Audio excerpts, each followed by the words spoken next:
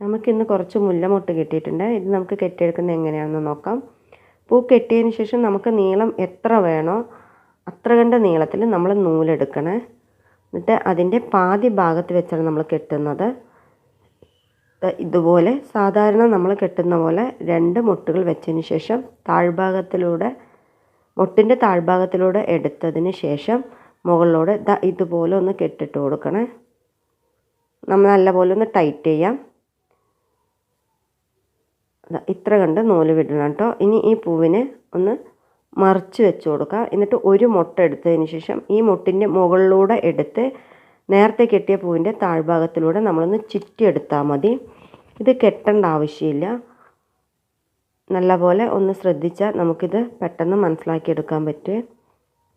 ഇത് നമ്മൾ കെട്ടി കൊടുക്കണില്ല, ചുമ്മാ ഒന്ന് ചുറ്റിയെടുത്താൽ മതിയേ. പൂമാല കെട്ടുന്ന രീതിയിലാണ് ഞാനിന്ന് മുല്ലപ്പൂ കെട്ടിയെടുക്കുന്നത്. നമ്മൾ ഇടത് കയ്യിൽ പിടിച്ച നൂലുണ്ടല്ലോ, അത് ചെറുവിരലിൻ്റെ ആ ഭാഗത്തേക്ക് വലിച്ചു പിടിക്കണം. ആ നൂല് നമ്മൾ ലൂസാക്കി വിടരുത്. നമ്മൾ ഓരോ മുട്ട് വെച്ചിട്ട് നമ്മൾ ഈ ചുറ്റുന്ന സമയത്തും ഈ പൂ നല്ലപോലെ ഒന്ന് ഇങ്ങനെ തിരിഞ്ഞു വരികയും നമ്മളിങ്ങനെ കെട്ടിയെടുക്കുന്ന സമയത്ത് നല്ല ഭംഗിയുണ്ടാവും ഇത് കാണാനായിട്ടും. ആദ്യം കെട്ടുന്ന സമയത്ത് നമുക്ക് ചെറിയൊരു ബുദ്ധിമുട്ട് തോന്നുകയാണെങ്കിലും പിന്നീട് അത് ശരിയായിക്കോളും. 3-4 മുട്ട് വയ്ക്കുന്ന സമയത്ത് നമുക്ക് ചുറ്റാൻ ചെറിയൊരു പ്രയാസമായിരിക്കും. വാഴനാരിലാണ് നമ്മളിത് കെട്ടിയെടുക്കുന്നതെന്നുണ്ടെങ്കിൽ നമുക്ക് പെട്ടെന്ന് കെട്ടിയെടുക്കാനായിട്ട് കിട്ടും.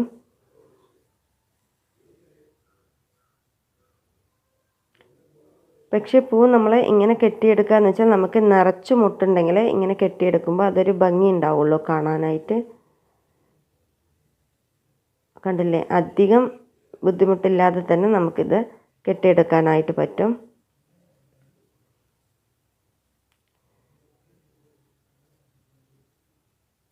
ഇടത് കയ്യിൽ നമ്മൾ പിടിച്ചിരിക്കുന്ന നൂല് നല്ലപോലെ ചെറുവിരൽ കൊണ്ട് ടൈറ്റ് ചെയ്ത് പിടിക്കണേ.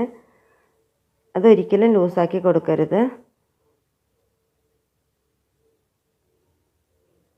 എപ്പോഴും ഒരേ രീതിയിൽ തന്നെ പൂ കെട്ടാതെ ഇങ്ങനെയെല്ലാം ഒന്ന് ചെയ്ത് നോക്കണേ. വീട്ടിൽ കുഞ്ഞു കുട്ടികളൊക്കെ ഉണ്ടെന്ന് വെച്ചാൽ ഇതുപോലെയൊക്കെ പൂ കെട്ടിയിട്ട് അവർക്ക് വെച്ച് കൊടുക്കുകയാണെങ്കിൽ കുട്ടികൾക്കും ഒരു സന്തോഷമായിരിക്കും.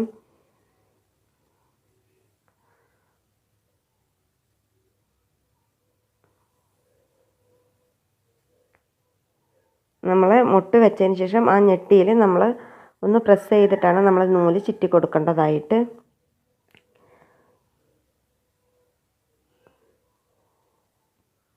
അതുപോലെ നമ്മൾ മുല്ലച്ചെടീൻ്റെ പൂവെല്ലാം കഴിഞ്ഞതിന് ശേഷം ചെടി നല്ലപോലെ വെട്ടിവിട്ടതിന് ശേഷം അതിൻ്റെ താഴെ സീമക്കൊന്നയുടെ ഇല കൊണ്ടുവന്ന് ഇടുക എന്ന് വെച്ചാൽ നല്ലപോലെ മുട്ടിട്ട് പൂക്കുകയെ.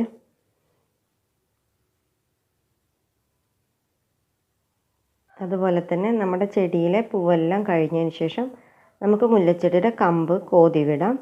കോതി വിട്ടതിന് ശേഷം അതിൽ നമ്മൾ കടലപ്പിണ്ണാക്കും ചാണകവും കൂടി 10 ദിവസം പുളിപ്പിച്ചെടുത്തിട്ട് അതിന് 10 ഇരട്ടി വെള്ളം ചേർത്തിട്ട് നമ്മൾ ചെടിക്ക് കൊടുക്കുകയാണെന്നുണ്ടെങ്കിൽ നിറച്ച് പൂവിടുവേ. ആദ്യമായിട്ട് പൂ കെട്ടുന്ന കുട്ടികളുണ്ടെങ്കിൽ അവരെ ആദ്യം ഇലയിൽ കെട്ടി ശീലിക്കാം. മുല്ലമുട്ടിന് ഞെട്ടി വളരെ കുറവാണ്, പോരാത്തതിന് അത് നല്ല സോഫ്റ്റാണ്, പെട്ടെന്ന് പൊട്ടിപ്പോകും. നെന്തിയാർ വട്ടം ഉണ്ടല്ലോ, അതിൻ്റെ മുട്ടിൽ കെട്ടിപ്പടിക്കുകയെന്ന് വെച്ചാൽ അതും നമുക്ക് പെട്ടെന്ന് ചെയ്ത് പഠിക്കാൻ പറ്റും.